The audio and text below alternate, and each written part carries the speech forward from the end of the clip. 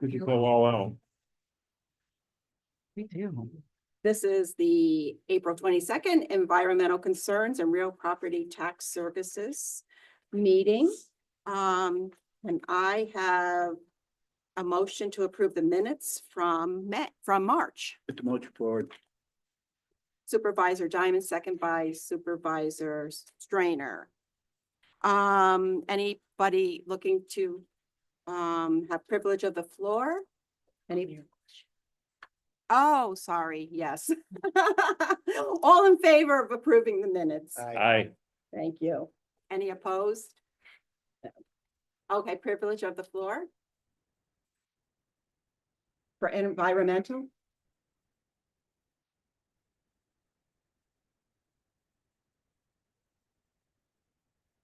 Thanks, Nancy. I'll try to keep it brief. Thanks, everybody. Thanks for meeting with us today on Earth Day. It's a good day for this meeting, isn't it? And giving attention to climate mitigation. We're asking committee members today to support forming a working group, to doing town halls, and to consider one solar project example that I'll briefly describe. As you know, Lisa and I are co-founders of North Country Earth Action and its CAT Action Team. We hope to collaborate with you on climate response in Warren County. We have stepped outside of politics with our work, except to note that the current administration is proposing severe cuts to the Environmental Protection Agency. Drastic effects of climate warming continue. This leaves climate mitigation policy and action up to New York State and its counties. I noted in my last talk that New York State has not stepped away from this responsibility and continues to lead on climate action through programs like the well-established Climate Smart Community Initiative, administered by by NYSERDA and DEC. The CSC, the Climate Smart Committee Program, offers support and funding to municipalities for projects such as reducing emissions, improving flood resilience, promoting clean energy. Citizens participate as members of a town's CSC committee. Glens Falls and Queensbury, as well as Warren County and Lake George, have already formed CSC committees and can serve as valuable models. Lisa recently provided Supervisor Turner with climate-related information checklist that can help town leaders engage residents in local climate issues. There are many issues to consider. We'd be glad to help organize town halls to explore public concerns around their heating costs, climate issues, and mitigation efforts. We propose today forming a working group with members from this committee and citizens committed to climate action. We would explore these issues, prioritize needs, and recommend actionable steps to the committee. We especially hope that Supervisor Geraci and Supervisor Bean participate, as their towns are good candidates for CSC participation. Overall, while the Adirondacks are resilient, climate warming is already making a significant impact on the region's natural environment, economy, and way of life. Efforts to address these changes, such as protecting natural habitats, promoting sustainable land use, and reducing emissions, are crucial for the future of the Adirondacks. An example of reducing emissions, which I think some may be surprised at, that may spark considerable interest from town residents, is establishing a solar farm. Financial incentives are available. In brief, a working group would explore this further. The project could lower energy costs for residents, provide job creation and local economic boost, provide environment conservation benefits, give more energy independence, address municipal revenue, and enhance education and pride in one's community. You might check with Lisa and me after this meeting or discuss forming a working group later with Nancy Turner. Just one more item. There are climate-related bills underway benefiting our area in our state legislature. We would recommend for the next meeting a presentation by Michael Richardson, co-facilitator of Third Act Upstate New York, to review and explain these legislation opportunities. that direct the North Country. A copy of my talk is available for you on the table. Thank you. Thank you. We don't have any action items today for environmental concerns, but we do have a discussion item, and Matthew Smith is here to update us on climate smart task force. So I just have a couple updates from the task force. The first update, hello, everybody, sorry. The first update is that we are still on track to be recertified as bronze climate smart community. I submitted the recertification application in January. We received a lot of feedback from the Office of Climate Change, which was very helpful in informing the recertification application again. So that's submitted back in for the second time, and very hopeful that we'll be recertified as bronze, and then that certification lasts for 5 years. We'll hear back in June about that. The second update is Scott Royal reached out and informed me that we got another grant, $40,000 total for the Municipal Waste Reduction and Recycling Education Grant. So we applied for $20,000. I think it was $40,000 total. And that was for data collection enhancement to produce an interactive web platform and for outreach and education program study, as well as integration with Warren County outreach initiatives. So the funding will support the ongoing county efforts such as the composting pilot and the waste hauling. It'll provide Scott with a lot of extra data and some extra funding to help him out. Third thing is that the Capital District Regional Planning Commission gave a presentation to the Climate Smart Task Force about their Capital Region Climate Action Plan. Includes strategies for mitigation and adaptation to address the impacts of climate change. As part of their efforts, CDRPC conducted a benchmarking greenhouse gas emission study at a community level scale, which when that comes out in September, we're going to leverage that data. And hopefully by leveraging that data, we'll save a lot of staff time and also a lot of money, a lot of taxpayer money. So that meeting was, it went well. There was about 15 people that attended, and we did record that meeting. So if anybody would like that, just reach out to me and I can send that to you. We also provided some feedback to them to inform their efforts as they go through and finish up their plan for September. The fourth thing is that the Clean Water, Clean Air, and Green Jobs Environmental Bond Act grant programs that were released. There's 3 big programs there. We're tracking all 3 of them and trying to find some viable candidate projects. We're working closely with DPW as well as County Soil and Water to explore some options there. So we could probably have some better updates maybe next month at the next committee meeting as we grow closer. The due date for those are June 6th. So we're on track, and we're working hard to see what we can do.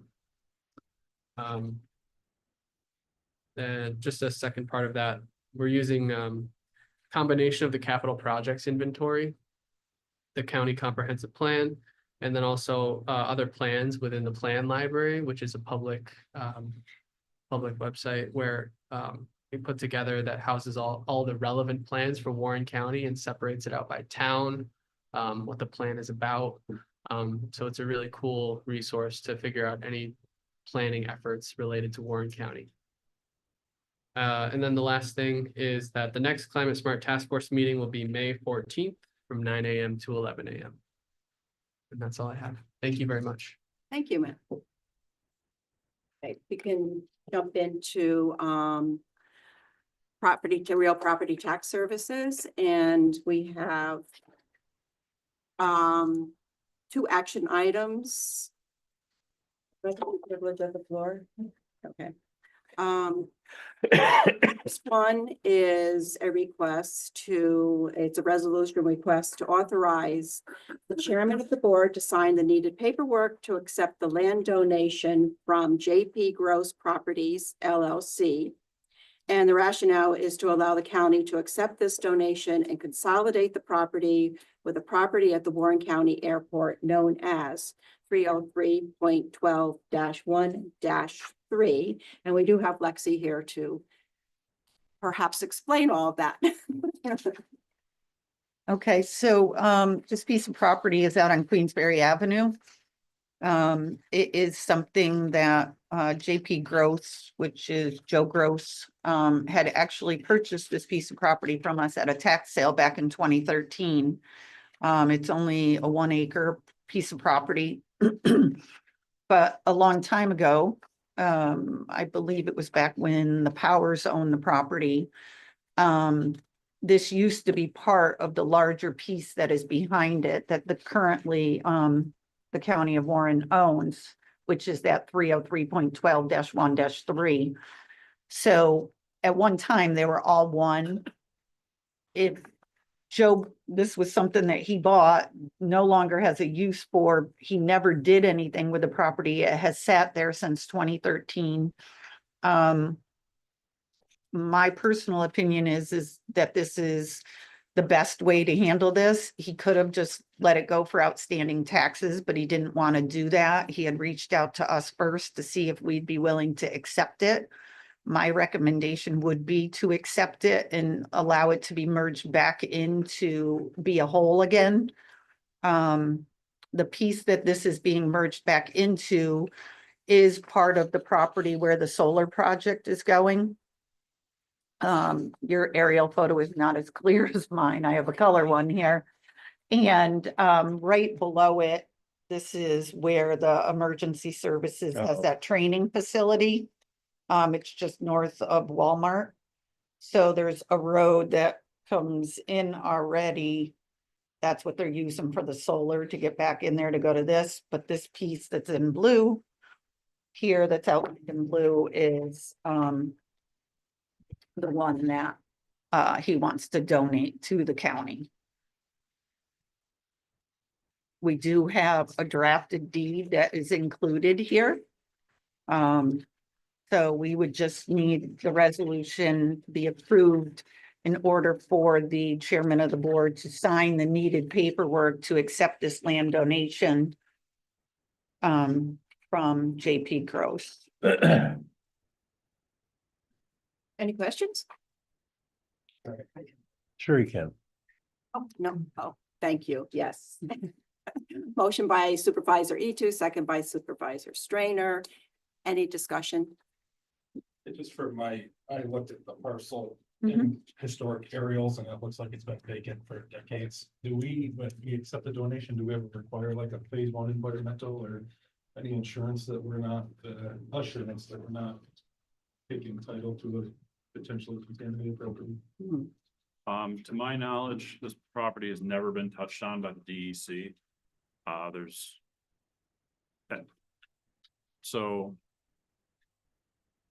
without any knowledge from the DEC that would be like a hyperbolic, like a hypothetical situation that you would be taking on a contaminated lot.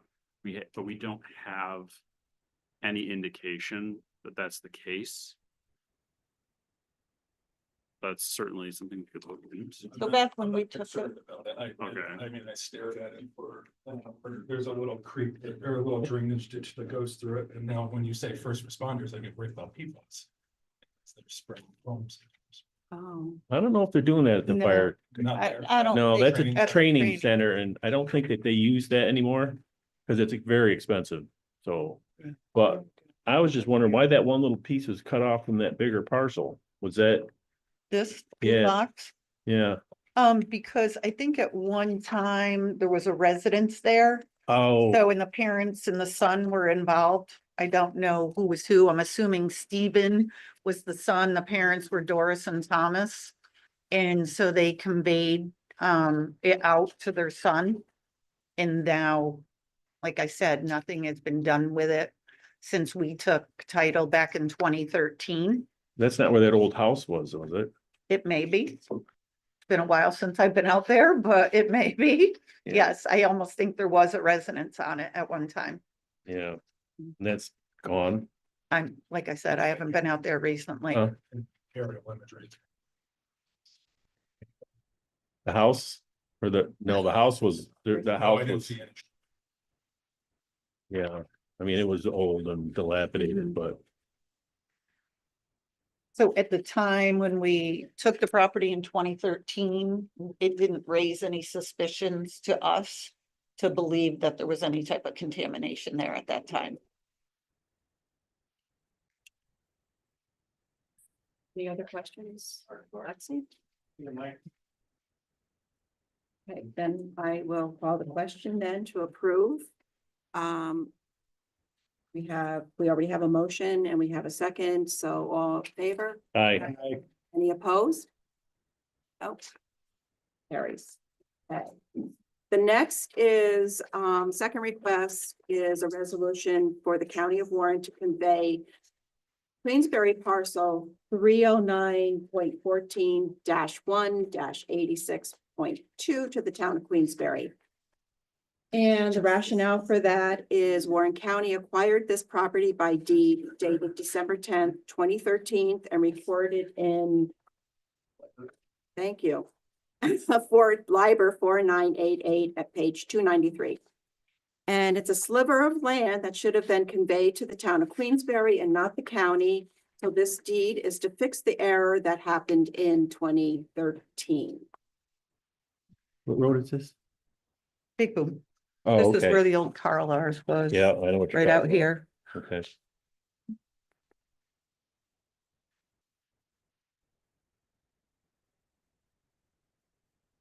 I'll make the motion.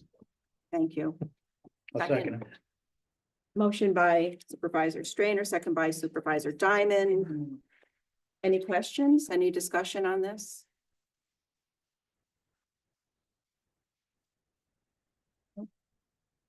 Nothing? All righty, I'll call the motion then, or I'll call the question. All in favor? Aye. Aye. Any opposed?